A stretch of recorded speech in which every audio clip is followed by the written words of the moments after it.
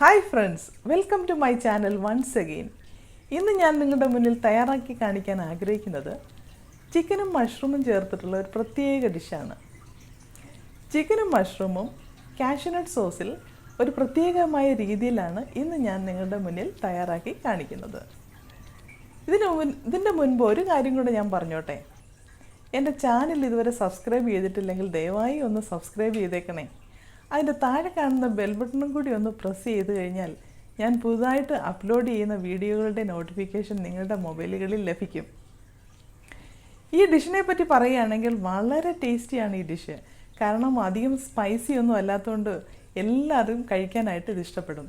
പ്രത്യേകിച്ച് അപ്പത്തിൻ്റെ കൂടെയും ചപ്പാത്തിയുടെ കൂടെയും നാൻ്റെ കൂടെയൊക്കെ അത്യുത്തമമാണ്. എന്നാൽ നമുക്കിത് ചെയ്യാനായിട്ട് തുടങ്ങാം. ഇതിനായിട്ട് ആദ്യം ചെയ്യേണ്ടത് ഒരു 2 സവാള, മീഡിയം സൈസായിട്ടുള്ള സവാള ഇതുപോലെ ചെറുതായിട്ട് അരിഞ്ഞതാണ്.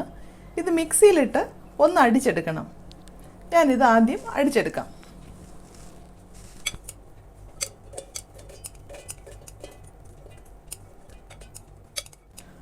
സവാള നല്ലതായിട്ടൊന്ന് അടിച്ചെടുത്തിട്ടുണ്ട്. ഇതിനകത്ത് ഇനി നമുക്ക് കുറച്ച് ബാക്കിയുള്ള സാധനങ്ങൾ കൂടെ ചേർത്ത് ഒന്ന് അരച്ചെടുക്കണം. നമുക്ക് ഓരോന്നോരോന്നായിട്ട് ഇട്ട് കൊടുക്കാം. 1/2 കപ്പ് അണ്ടിപ്പരിപ്പ്, 1 ടേബിൾ സ്പൂൺ വെളുത്തുള്ളി അരിഞ്ഞത്, 1/2 ടീസ്പൂൺ ഗരം മസാല, അതും ഇതിലേക്ക് ഇട്ട് കൊടുക്കുക. 1/4 ടീസ്പൂൺ മഞ്ഞൾപ്പൊടി,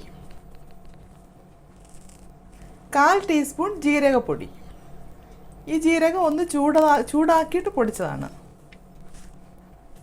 1 ടേബിൾ സ്പൂൺ മുളക് പൊടി, അതും ഇതിലേക്ക് ഇട്ട് കൊടുക്കുക. 3 ടേബിൾ സ്പൂൺ ടൊമാറ്റോ പ്യൂരി, അതും ഇതിലേക്ക് ഒഴിച്ചു കൊടുക്കുക. 1 ടേബിൾ സ്പൂൺ നാരങ്ങാ നീര്, അതും ഇതിലേക്ക് ചേർത്ത് കൊടുക്കുക. ഇത് 3 ടീസ്പൂൺ തൈര്, ഇത് വെള്ളം കളഞ്ഞ തൈരാണ്, അതും ഇതിലേക്ക് ചേർത്ത് കൊടുക്കുക. ഇനി ഇത് നല്ലതായിട്ട് നമുക്കൊന്ന് അടിച്ചെടുക്കാം. ഞാനിത് നല്ലതായിട്ട് അരച്ചെടുത്തിട്ടുണ്ട്. ഇതിൻ്റെ കളറൊക്കെ നോക്കി കണ്ടല്ലോ.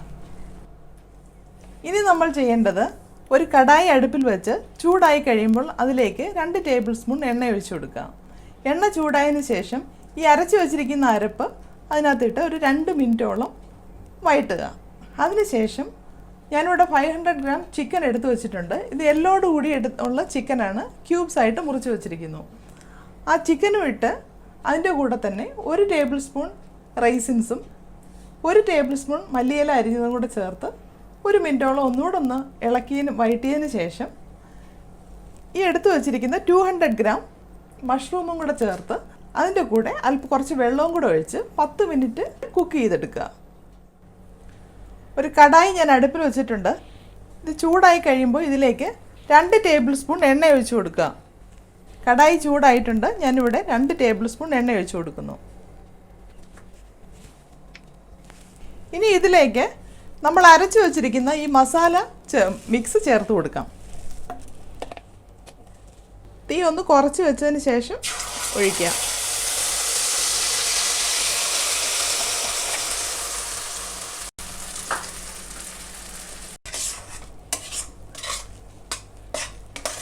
ഒരു മീഡിയം തീയിൽ ഇതുപോലെ 2 മിനിറ്റ് ഒന്ന് ഇളക്കുക.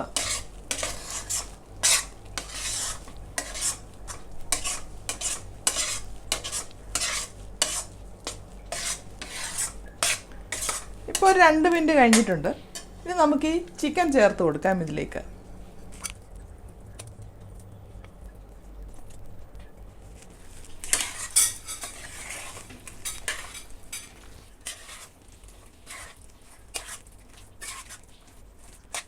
നമുക്ക് ഈ ചിക്കൻ്റെ കൂടെ തന്നെ 1 ടേബിൾ സ്പൂൺ റൈസിൻസ് കൂടെ ഇട്ട് കൊടുക്കാം. അതിൻ്റെ കൂടെ തന്നെ 1 ടേബിൾ സ്പൂൺ മല്ലിയില അരിഞ്ഞതും കൂടെ ചേർത്ത് കൊടുക്കുക. ഈ 1 മിനിറ്റ് നന്നായി ഒന്ന് ഇളക്കുക.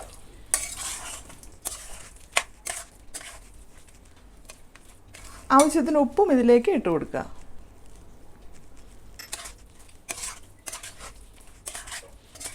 ഒരു മീഡിയം തീ വെച്ചുകൊണ്ട് ഇളക്കുക.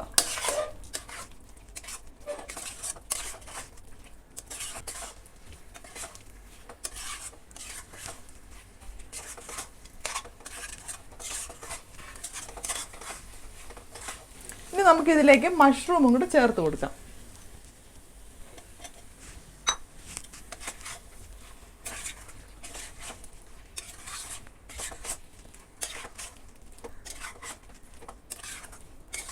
ഇനി ആവശ്യത്തിന് നമുക്ക് വെള്ളം ഒഴിച്ചു കൊടുക്കാം. ഒരു 1.5 കപ്പ് വെള്ളം ഒഴിച്ചു കൊടുക്കുക.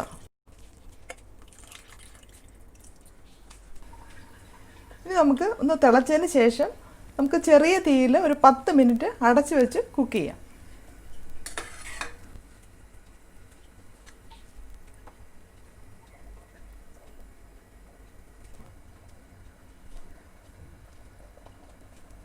ഇനി അടച്ചു വയ്ക്കാം.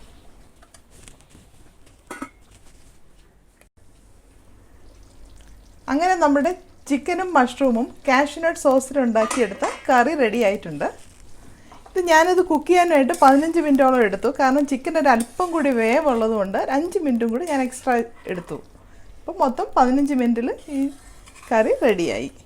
ഇനി അല്പം അരിഞ്ഞ മല്ലിയിലയും കൂടെ ചേർത്ത് നമുക്ക് സെർവ് ചെയ്യാം. അങ്ങനെ നമ്മളുടെ mushroom and chicken in cashew nut sauce റെഡിയായി. നിങ്ങളൊന്ന് നോക്കിക്കേ. നല്ല കളറും കാണാൻ വളരെ നല്ല കളർഫുള്ളായിട്ടിരിക്കുന്നു. അതുപോലെ കഴിക്കാനും വളരെ ടേസ്റ്റിയാണ്. നിങ്ങളിത് ഒരിക്കലും ഉണ്ടാക്കി കഴിഞ്ഞാൽ തീർച്ചയായിട്ടും പിന്നെയും പിന്നെയും നിങ്ങളിത് ഉണ്ടാക്കിയിരിക്കും. അത്രയ്ക്ക് ടേസ്റ്റിയാണ്. ഒരിക്കലെങ്കിലും നിങ്ങളിത് ട്രൈ ചെയ്ത് നോക്കണേ ഇതെങ്ങനെയാണ് ഉണ്ടാക്കുന്നതെന്ന്. അതിൻ്റെ അഭിപ്രായങ്ങളിലൂടെ എന്നെ എഴുതി അറിയിക്കണം. ഇനി ഒരു നല്ല റെസിപ്പിയുമായിട്ട് നമുക്ക് അടുത്ത എപ്പിസോഡിൽ വീണ്ടും കാണാം. Thank you for watching my video.